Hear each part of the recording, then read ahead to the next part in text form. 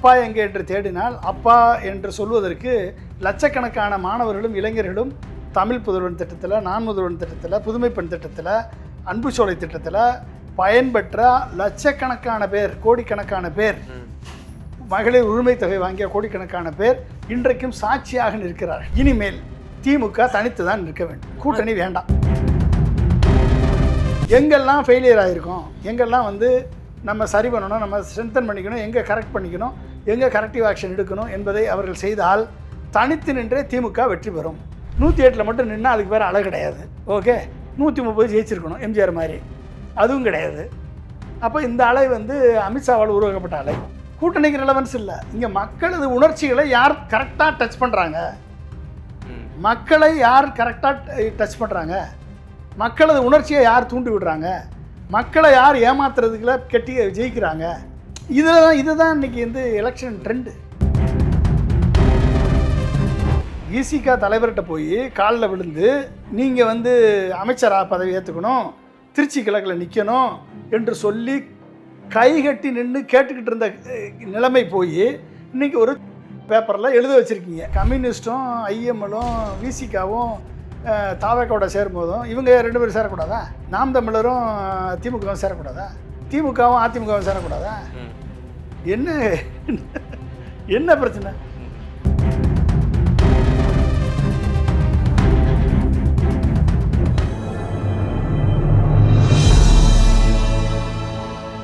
Tamil news நேரல் வணக்கம். இன்றைய சிறப்பு நேர்காணலில் நம்மோடு இருந்திருப்பவர் மேனாள் குடியரசுத் தலைவர் டாக்டர் ஏபிஜே அப்துல் கலாம் அவர்களுடைய அறிவியல் மற்றும் அரசியல் ஆலோசகர் டாக்டர் பொன்ராஜ் சார். சார் வணக்கம். வணக்கம்ப்பா. முன்னாள் முதல்வர் இன்னைக்கு ஒரு திருமண நிகழ்ச்சியில் பேசியிருக்கிறாரு. திருவாரூரினுடைய திமுகவினுடைய அந்த மாவட்டத்தினுடைய தலைவராக இருக்கக்கூடிய பூண்டி கலைவாணன் அவர்களுடைய அந்த திருமண நிகழ்ச்சியில் முதலமைச்சர் சட்டப்பேரவையில் பேசுனதுக்கெல்லாம் பதில் சொல்லியிருக்கிறாரு. இந்த மாதிரி அப்பாவை எங்கே காணும்னு தேடிட்டு இருக்காரு, என்னை தான் விமர்சனம் பண்ணுறாரு. ஆனால் நான் என்னுடைய திட்டங்கள் மூலயமா மக்களோட மனங்களில் இருக்கிறேன், நான் எத்தனை கோப்புகளில் கையெழுத்து போட்டிருப்பேன், அதெல்லாம் போய் பாருங்கள், உங்கள் கோட்டை தலைமையில் போய் பாருங்கள், என்னுடைய இது இருக்கும், மக்கள் மனங்களில் நான் இருக்கேன் அப்படின்ற மாதிரி சொன்னார். மேலும் கூட்டணி கட்சிகள் கலைஞர் பாணி தான் நான் கடைப்பிடிப்பேன், நான் யாரும் போக சொல்ல மாட்டோம், அவங்களா போனாங்கன்னா நாங்கள் எதுவும் பண்ண முடியாது, இன்னும் சொல்லப்போனால் மக்கள் எங்களுடைய தொண்டர்கள் தனித்து நம்ம போட்டியிடணும் அப்படின்னு நம்ம சொல்லிட்டு இருக்காங்க, நிச்சயமாக அதை நான் பரிசீலனை பண்ணுறேன் அப்படின்ற விஷயம் சொல்லியிருக்கிறாரு. திமுக தலைவருடைய இந்த ஸ்டேட்மெண்ட்டை நம்ம எப்படி பார்க்குறது? இன்னமும் அவர் பெருந்தன்மையாக இருக்காருன்றதை காமிக்கிறாரு. ஓகே, மக்கள் மனங்களில் செய்த திட்டங்கள் தான் நிற்குமே ஒழிய இந்த படாடோபம், வீண் பேச்சு, வெட்டி பேச்சு இதெல்லாம் நிற்காது. எனவே அப்பா எங்கே என்று தேடினால் அப்பா என்று சொல்வதற்கு லட்சக்கணக்கான மாணவர்களும் இளைஞர்களும் தமிழ் புதல்வன் திட்டத்தில், நான் முதல்வன் திட்டத்தில், புதுமை பெண் திட்டத்தில், அன்பு சோலை திட்டத்தில் பயன்பெற்ற லட்சக்கணக்கான பேர், கோடிக்கணக்கான பேர், மகளிர் உரிமை தொகை வாங்கிய கோடிக்கணக்கான பேர் இன்றைக்கும் சாட்சியாக நிற்கிறார்கள். எனவே அவரிடம் சென்று கேளுங்கள் அப்பா யார் என்று அவர்கள் சொல்லுவார்கள் என்பதை தெளிவாக சொல்லியிருக்காரு. ஓகே, ரெண்டாவது, என்னையை பொறுத்த வரைக்கும் இனிமேல் திமுக தனித்து தான் நிற்க வேண்டும், கூட்டணி வேண்டாம். ஆனால் கலைஞர் காலகட்டத்திலேருந்து அண்ணா காலகட்டத்திலேருந்து கூட்டணி அமைச்சதில் திமுக நின்றுருக்காங்க. புரட்சி தலைவர் எம்ஜிஆர் போலவோ புரட்சி தலைவர் அம்மா போலவோ அப்படின்றது கிடையாது. அது இருந்தது இரட்டை 2 கூட்டணி என்று வரும்பொழுது கூட்டணி தேவை. இப்போ எல்லாமே பிரிஞ்சு போச்சே. இப்போ பிரிஞ்சிருக்கும் பொழுது தனித்து நின்று தன் செல்வாக்கை நிரூபித்து வருவது தான் பெட்டர். அப்போ தனித்து நின்று மக்களது மனங்களை எப்படி வெல்வது என்பதை திமுக அதுக்கான ஸ்ட்ராட்டஜி பண்ணணும். எங்கெல்லாம் ஃபெயிலியர் ஆகிருக்கோம், எங்கெல்லாம் நம்ம சரி பண்ணணும், நம்ம ஸ்ட்ரென்தன் பண்ணிக்கணும், எங்கே கரெக்ட் பண்ணிக்கணும், எங்கே கரெக்டிவ் ஆக்ஷன் எடுக்கணும் என்பதை அவர்கள் செய்தால் தனித்து நின்றே திமுக வெற்றி பெறும். சார், விஜய்க்கு 35% ஓட்டு ப்ரூவ் பண்ணி யார் சொன்னதுங்க? அது ஃப்ளோட்டிங் ஓட்டுங்க, அது ஃப்ளோட்டிங் ஓட்டு, அமித்ஷாவுடைய வாக்கு. அது அடுத்து வரக்கூடிய பொது தேர்தலில் தான் இருந்தது, நிச்சயமா அது தீர்மானிக்கும். அது தீர்மானிக்கட்டும். 35% ஓட்டு இருக்கு. இப்போ இங்க கூட்டணி கட்சிகள் எல்லாம் அங்க போயிருக்காங்க, விசிகால இருந்து, கம்யூனிஸ்ட்ல இருந்து, காங்கிரஸ்ல இருந்து எல்லாம் போயிருக்காங்க. இது ஒரு 3% கூட நம்ம எடுத்துப்போமே, 38% இருந்துச்சுன்னா ஒரு அவர் அசைக்கவே முடியாத ஒரு சக்தி ஆயிட்டார்ல விஜய். அப்ப எப்படி எதிர்கொள்ள போறாங்க திராவிட முன்னேற்ற கழகம்? தனியா எப்படி எதிர்கொள்ளும்? சரி, இவங்களுடைய ஒட்டுமொத்த கூட்டணி கட்சியினுடைய பலம் எவ்வளவு இருந்துச்சு? 45% இருந்துச்சா திமுகவுக்கு? இப்போ வாங்கின பெர்சன்டேஜ் எத்தனை? 32. 45%லேருந்து எத்தனை பெர்சன்டேஜ் போயிருக்கு? அதாவது நாடாளுமன்ற தேர்தலில் 47லேருந்து இப்போ 32 பேருக்கு அரௌண்ட் 15% லாஸ் பண்ணியிருக்காங்க. 15% லாஸ் பண்ணியிருக்காங்க. இந்த 15% லாஸ் பண்ணதில் திமுக ஓட்டு மட்டும்தான் லாஸ் ஆயிருக்கா? கூட்டணி கட்சியினர் எல்லாரோட கம்யூனிஸ்ட் ஓட்டு லாஸ் ஆகலையா? விசிக ஓட்டு லாஸ் ஆகலையா? ஆயிருக்கு. ஐஎம்எல் ஓட்டு லாஸ் ஆகலையா? காங்கிரஸ் ஓட்டு லாஸ் ஆகலையா? எல்லாம் தான் லாஸ் ஆகிருக்கு. அப்போ லாஸ் ஆன ஓட்டெல்லாம் திமுகவுக்கு போயிடுச்சே. அப்போ வேற என்ன அடிஷன் இருக்குது? இவங்க போனவங்கெல்லாம் வெறும் தலைவர் மட்டும் தானே போய் சேர்ந்துருக்காங்க. இப்போ இவங்க ஓட்டெல்லாம் போயிடுச்சுங்க ஆல்ரெடி தாவேக்காவுக்கு. இப்போ போனது தலைவர் மட்டும் தான் போயிருக்காங்க. எனவே இதுதான் மேக்சிமம் ஃப்ளோட்டிங் ஓட்டு. இந்த ஃப்ளோட்டிங் ஓட்டு இவிஎம்மை நான் என்னை பொறுத்த வரைக்கும் இவிஎம்மால் ஜெயிச்சிருக்காங்க 15% ஓட்டு. ஓகே, என்னை பொறுத்த வரைக்கும் அதுதான். இது வந்து மக்களது அலை கிடையாது. அலைன்னா வந்து தமிழ்நாட்டிலையும் அடிச்சிருக்கணும், பாண்டிச்சேரியிலையும் அடிச்சிருக்கணும். 108 மட்டும் நின்னா அதுக்கு பேர் அலை கிடையாது. ஓகே, 130 ஜெயிச்சிருக்கணும் எம்ஜிஆர் மாதிரி, அதுவும் கிடையாது. அப்போ இந்த அலை வந்து அமித்ஷாவால் உருவாக்கப்பட்ட அலை. As long as Congress is there with TVK. Next வந்து இதே மாதிரியான ஓட்டு வாங்குறதுக்கு வாய்ப்பு இல்லை. முடிஞ்சு போச்சா? ஃபஸ்ட்டு இதுக்கான வாய்ப்பு கிடையாது. ஒன்று. ரெண்டாவது, இது ஃப்ளோட்டிங் ஓட்டு. ஏன்டா ஓட்டு போட்டோம்னு இப்போ போட்டவங்கலாம் மண்டையை பிச்சுட்டு அலையிறான் மக்களும், பொதுமக்களும், இளைஞர்களும், இளம்பெண்களும். ஏன் ஓட்டு போட்டோம்னு. இந்த ஓட்டு ஃப்ளோட்டிங் ஓட்டை யார் கேப்சர் பண்ண போகிறான்றது தான் போட்டி. இப்போ ஏடிஎம்கேவா இல்லை டிஎம்கேயா இல்லை அண்ணாமலையா இல்லை சீமானா, இந்த 5 பேரை யார் ஸ்ட்ராட்டஜைஸ் பண்ணி கரெக்டாக ஃபோக்கஸ் பண்ணி அடிக்கிறாங்களோ அவங்க அதை கேப்சர் பண்ணிடுவாங்க. ஃப்ளோட்டிங் ஓட்டை தூக்கிடுவாங்க. ஃப்ளோட்டிங் ஓட்டை தூக்கிட்டா ஆட்டோமேட்டிக்காக யார் அதை வெற்றிகரமாக அறுவடை செய்கிறாங்களோ அவங்க ஜெயிக்க போகிறாங்க. முடிஞ்சு போச்சு. இதுக்கு எது கூட்டணி? கூட்டணி இனிமேல் நோ ரெலவன்ஸ். கூட்டணிக்கு ரெலவன்ஸே கிடையாது. வாக்குகள் சிதறும் போது அந்த ஆளுங்கட்சிக்கு ஃபேவரபுளாக வந்துடும் ரிசல்ட்டு, அப்படி தானே சொல்லப்படுது. அப்போ சிதற விடாமல் ஒன்றிணைக்கிறது தானே. இப்போ கௌதமன் இயக்குனர் அவர் சரி எல்லாத்தையும் சிதற விடாமல் ஒன்றிணைச்சு தான் வச்சுருந்தா திமுக ஜெயிச்சிச்சா? இல்லை, இது தொடர் வெற்றியில் இருந்தாங்கல்ல 2019 ஜெயிச்சிச்சா? கூட்டணி யாரு கூட்டணி? பெரிய கூட்டணி திமுக கூட்டணி தான். திமுக கூட்டணி பெரிய கூட்டணி ஜெயிச்சா? அப்போ என்ன ரெலவன்ஸ்? கூட்டணிக்கு என்ன ரெலவன்ஸ் இருக்குது? கூட்டணிக்கு ரெலவன்ஸ் இல்லை. இங்கே மக்களது உணர்ச்சிகளை யார் கரெக்டாக டச் பண்ணுறாங்க, மக்களை யார் கரெக்டாக டச் பண்ணுறாங்க, மக்களது உணர்ச்சியை யார் தூண்டி விடுறாங்க, மக்களை யார் ஏமாத்துறதுக்குள்ள கெட்டி ஜெயிக்கிறாங்க, இதுதான் இன்னைக்கு வந்து எலெக்ஷன் ட்ரெண்டு. இல்லை ஏமாத்துறன்னு சொல்ல வேண்டாம், வென்றெடுக்குன்னு சொல்லாமல் வென்றெடுத்துக்க அப்படியே சொல்லிக்கோங்க. மக்களது அறியாமையை வென்றெடுப்பது என்று வேணால் சொல்லிக்கோங்க. நீங்கள் ரீல்ஸு, ஷார்ட்ஸு, வாட்ஸ்அப்பு மூலமாக மக்களது அறியாமையை பொய்யா சொல்லி அதை நம்ப வச்சு மக்களது அறியாமையை வென்றெடுப்பது. இதில் யார் ஜெயிக்கிறாங்களோ அவங்க ஜெயிக்க போகிறாங்க. அவ்வளோதானே? அதானே சார். இதில் என்ன கூட்டணிக்கு என்ன ரெலவன்ஸ் இருக்குது? There is no relevance for கூட்டணி. அவங்கவுங்க இண்டிபெண்ட்டாக எவ்வளோ ஓட்டு வாங்குறாங்களோ அவ்வளோ ஓட்டு வாங்கி எம்எல்ஏக்கள் ஜெயிச்சுக்கிட்டு வந்துக்கிற வேண்டியதான். எப்படியோ 12 சீட்டு ஜெயிச்சிட்டாருன்னு வச்சுக்கோங்க தாவேக்கா. காங்கிரஸு, விசிகா, ஐஎம்எல், கம்யூனிஸ்ட் எல்லாமே தெருவில் நிற்பாங்க. அவங்கள கூட்டணி சேர்க்கணும்னு அவசியம் கிடையாது. இவர்கள் தீய சக்தி என்று முத்திரை குத்தப்படுவார்கள் ஆதவர்ஜுனாவால். இப்போ என்ன எந்த ஸ்டேஜுக்கு வந்திருக்கு? விசிகா தலைவர்கிட்ட போய் காலில் விழுந்து நீங்கள் வந்து அமைச்சராக பதவி ஏற்றுக்கணும், திருச்சி கிழக்கில் நிற்கணும் என்று சொல்லி கைகட்டி நின்று கேட்டுக்கிட்டு இருந்த நிலைமை போய் இன்றைக்கி ஒரு பேப்பரில் எழுத வச்சுருக்கீங்க. என்ன எழுத வச்சுருக்கீங்க? எங்கிட்ட டிமாண்டு கேட்குறாருன்னு எழுத வச்சுட்டாங்களா? இது என்ன அர்த்தம்? இதுதான் நடக்கும்.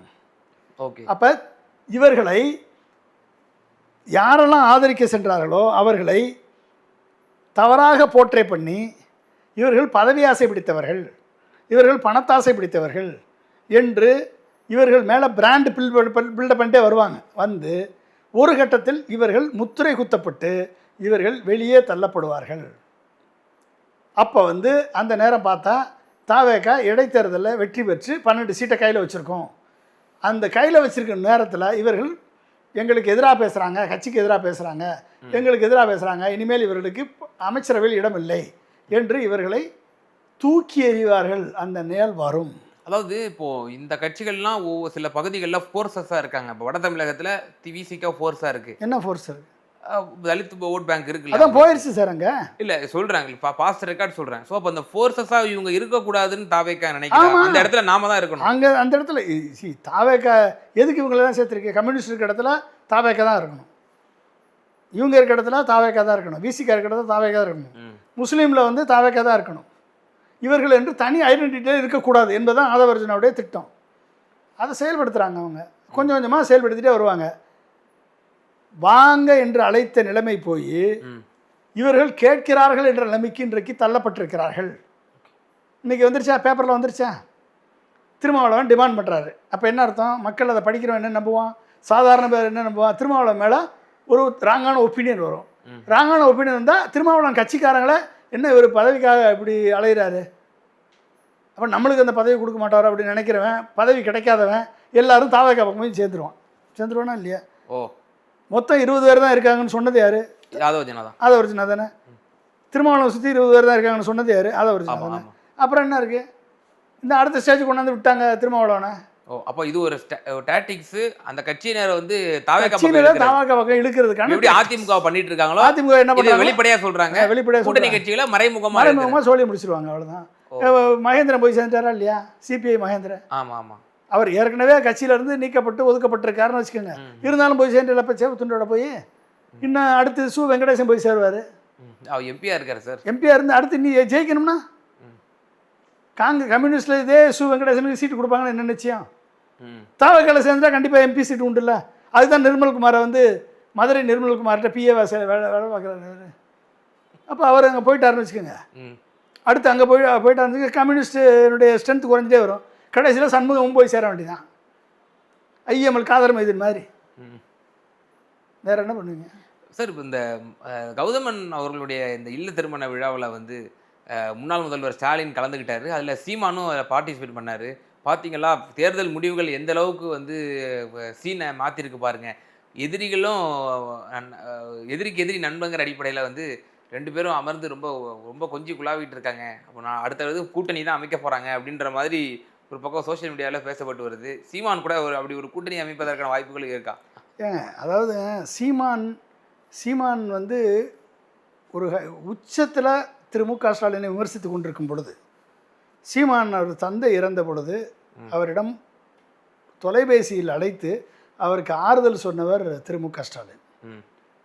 திருமண நிகழ்ச்சி, இறப்பு நிகழ்ச்சியில் பேசுகிறதையெல்லாம் வைத்துக்கொண்டு தாய்மாமன் அனிதா ராதாகிருஷ்ணன் போய் கொண்டு போய் கொடுக்குறாரு. அனிதா ராதாகிருஷ்ணன் வந்து காளிமுத்துட்ட ஒர்க் பண்ணதுனால அவங்க குடும்ப உறவு இருந்திருக்கலாம். அந்த குடும்ப உறவில் அண்ணனுடைய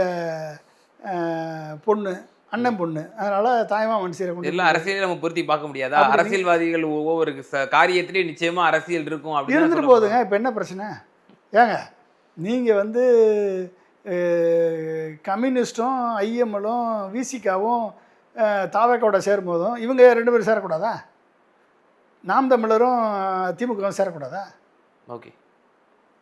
திமுகவும் அதிமுகவும் சேரக்கூடாதா? என்ன பிரச்சனை? கொள்கை இல்லைன்னு சொல்லிட்டீங்க. கொள்கை இல்லைன்னு சொல்லிட்டீங்கல்ல. இல்லை, இதுதான் புடலங்காய் கூட்டணின்னு அவர் சொல்றாரு. இப்போ கொள்கை இல்லை நீங்கள் தானே சொன்னீங்க. கொள்கை இல்லை, நாங்கள் தொகுதி உடன்பாடு தான் வச்சுக்கிட்டோம்னா. தொகுதி உடன்பாடு வச்சுட்டு போகிறது என்ன? நாம் தமிழரோட தொகுதி உடன்பாடு, அதிமுகவோட தொகுதி உடன்பாடு வச்சுட்டு போனால் என்ன பிரச்சனை? ஓகே. உங்களுக்கு தான் கொள்கை இல்லைன்ட்டீங்க, புடலங்காய் கூட்டணின்னு சொல்லிட்டீங்க. புடலங்காய் கூட்டணின்னு சொல்லிட்டு பூசணிக்காய் கூட்டணியில் போய் சேர்ந்துட்டீங்க. அப்போ அதே யாட்ஸ்டிக் உங்களுக்கு வந்தால் ரத்தம், திமுகவுக்கு வந்தால் தக்காளி சட்னியா? ஓகே. இறுதியான ஒரே ஒரு கேள்வி சார்.